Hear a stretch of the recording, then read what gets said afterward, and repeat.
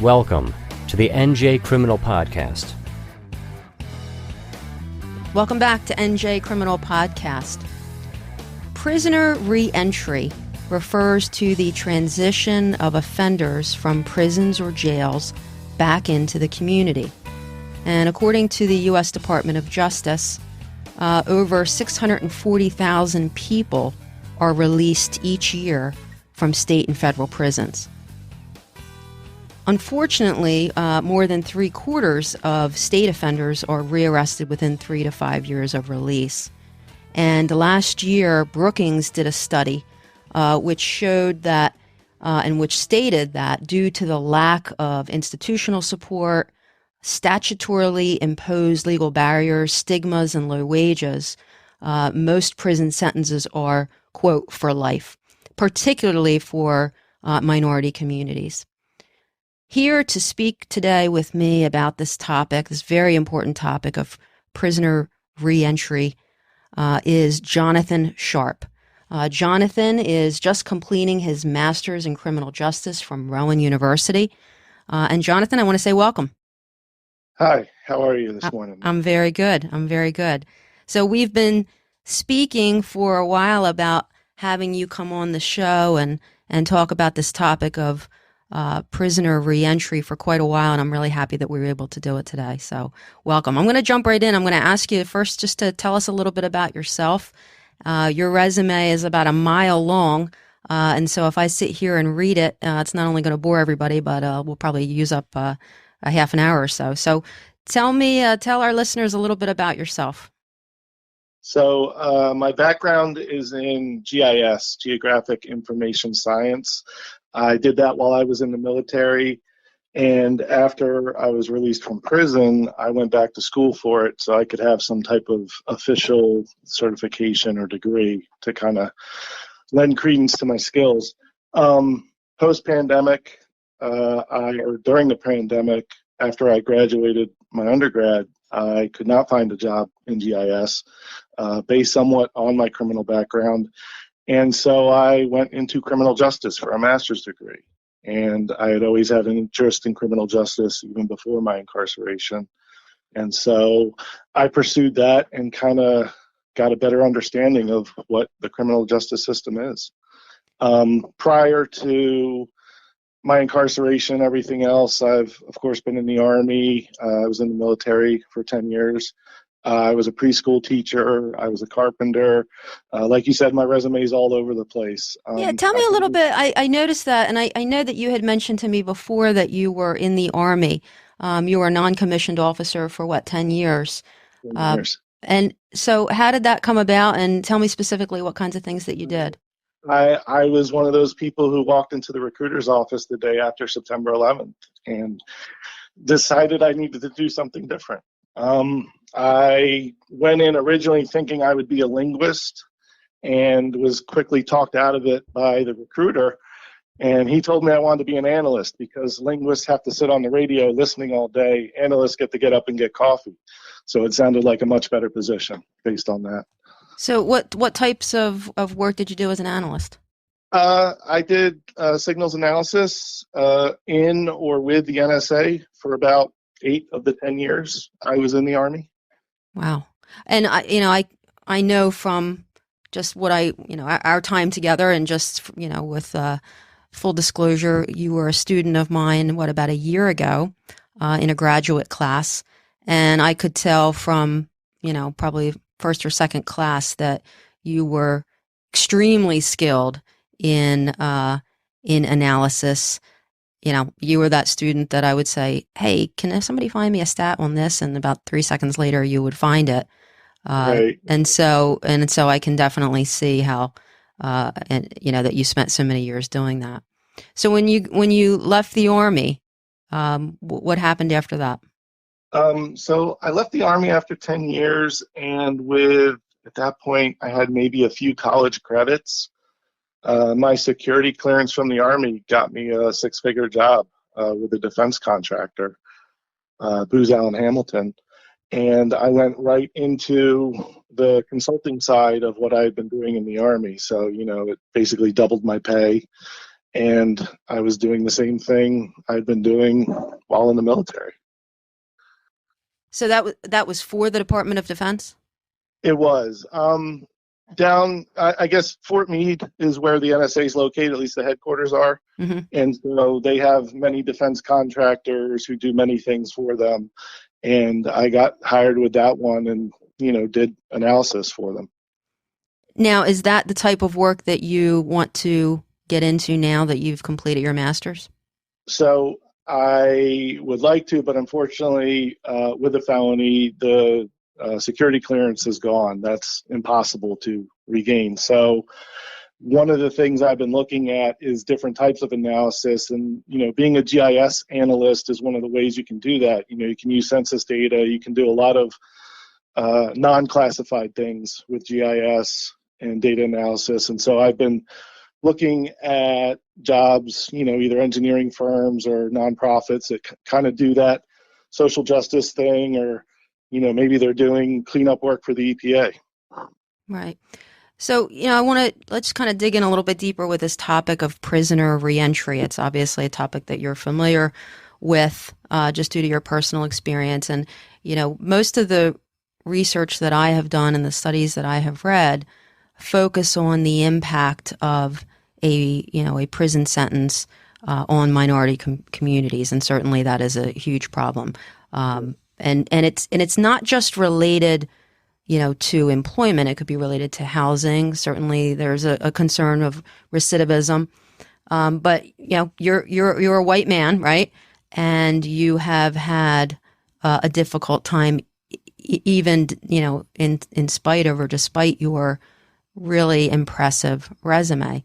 Right. So, and that was what prompted you to go back and get your master's. But now, even as you're completing your master's program, you had shared with me the difficult problems and times that you've had in obtaining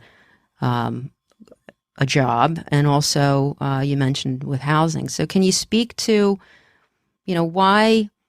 We talk about the criminal justice system, and we talk about how to prevent people from committing crimes, and we talk about, alternate type of sentences, and we talk about the prison system itself. But there's not a whole lot of focus, at least from what I've seen, on this really, really important topic of, okay, what now? You try to put something that happened behind you. You want to, you do your time, so to speak. Why is this topic so important, and what, from your perspective, should be done to change the system so that people don't have the problems that you have had and others have had? Well, and I guess you said at the beginning of the podcast, 640,000 people are released every year, and that's not the same people being arrested. That's a pretty big batch of people who it's the first time they're being released, and it affects all aspects of life. I mean, there's an online database that has over 40,000 collateral consequences for criminal background or felonies or any type of charge, and so it affects housing, it affects your voting rights, it affects you everywhere. And in the last 2 years, I've had more than a couple jobs get to the second or third interview or get an offer letter. And then once it hits HR with the criminal background check, it becomes a whole different thing. And so, I typically have to have that conversation before it gets to that to make sure, everyone's not wasting their time. Like, I understand you want to hire me, but by the way, I have a felony conviction. Is that going to be an issue? And typically, they say no because it's older, it's over 10 years old. And then it becomes, well, wait a minute, like, you have several charges and they want to hear the story. And, once it gets to that point, I pretty much know it's not going to be a good thing. So it's definitely a rejection. New Jersey in particular has gotten better over the last couple of years. They just recently passed a law for housing discrimination. They basically have banned the box for housing applications, rental applications. Mm-hmm. So that's a good thing. Right. Did that ever affect you, housing? It did. While I was in school still for my master's last year, I was looking for apartments. And right next to Rowan, some of the worst apartments in Glassboro, I got rejected because of my criminal background check. And, I was like, what? Mm-hmm. Mm-hmm. I mean, it doesn't seem realistic, but they just, it's an easy box to kind of mark, and they don't want to deal with it. They don't want to worry about it. When did that change? When did New Jersey change that? I believe New Jersey just changed it this year. Okay. That's something interesting to look into. Right. And again, it was becoming a problem because most people, coming out of prison are working low-paying jobs. So they have, a low income. So there's a threshold. You're only going to find so many places to live, especially with rent and everything else skyrocketing at this point. So if you don't give those people any place to live, it becomes an issue. And it leads to recidivism, which is the one thing that we're trying to prevent. Right, and that's the thing everyone studies, but it seems post-release, and whether you're on probation or parole, it doesn't matter. But post-release, you're just kind of on your own. You're supposed to have a job, but I'm not sure how much a parole or probation officer is going to do to help you find one. He just knows that you have to have one. Right. In your experience, was parole helpful? The parole officers, or no?